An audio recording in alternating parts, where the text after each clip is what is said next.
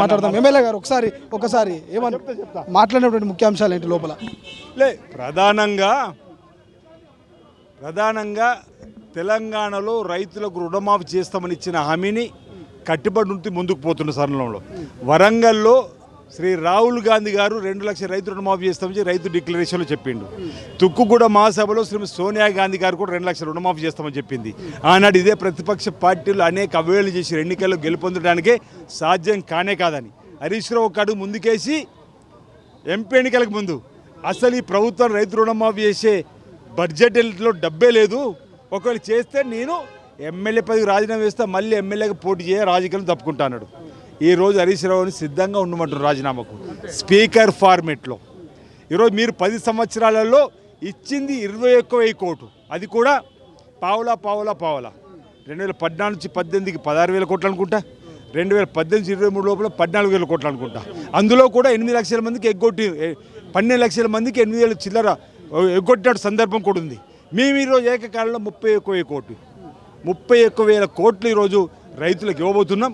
ఇది చారిత్రాత్మకం. ఇది తెలంగాణ మోడల్ భారతదేశానికి కాబోతుంది.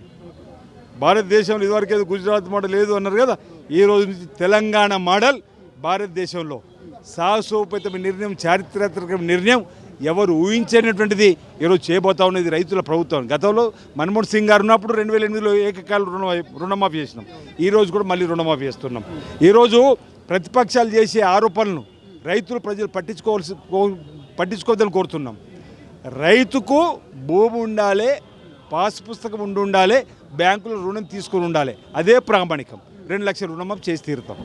ఆది శ్రీనివాస్ గారు, ఇప్పుడు లోకల్ బాడీ ఎన్నికలు వస్తున్నాయి, పంచాయతీ ఎన్నికల వేళ ఈ 2 లక్షల రూపాయల రుణమాఫీ అనేది ఓటర్ల మీద ఎటువంటి ప్రభావం చూపించబోతుంది? కాంగ్రెస్ పార్టీకి బీజేపీకి మధ్య ఎటువంటి పోరు ఉండబోతుంది? ఇప్పుడు ఎన్నికలు అయిపోయినాయి, ఇప్పుడు ఎంపీ ఎన్నికలు అయిపోయినాయి.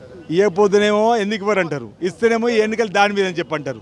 ఈరోజు మేము ప్రజలకు ఇచ్చి రైతులకు ఇచ్చిన హామీని నిలబెట్టుకుంటున్నాం.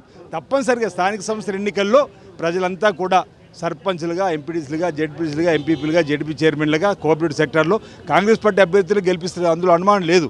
ఇంత మంచి ప్రజాపాలన అందిస్తూ శ్రీ రేవంత్ రెడ్డి గారి సర్కార్కి అండగా నిలబడకపోతే ప్రజలు ఈరోజు గెలిపించుకుంటారని వాళ్ళే ఓన్ చేసుకుంటారని చెప్పి నేను భావిస్తున్నాను. అసలైన తొలి వెలుగు. ఫాలో వాట్సాప్ @తొలి వెలుగు official.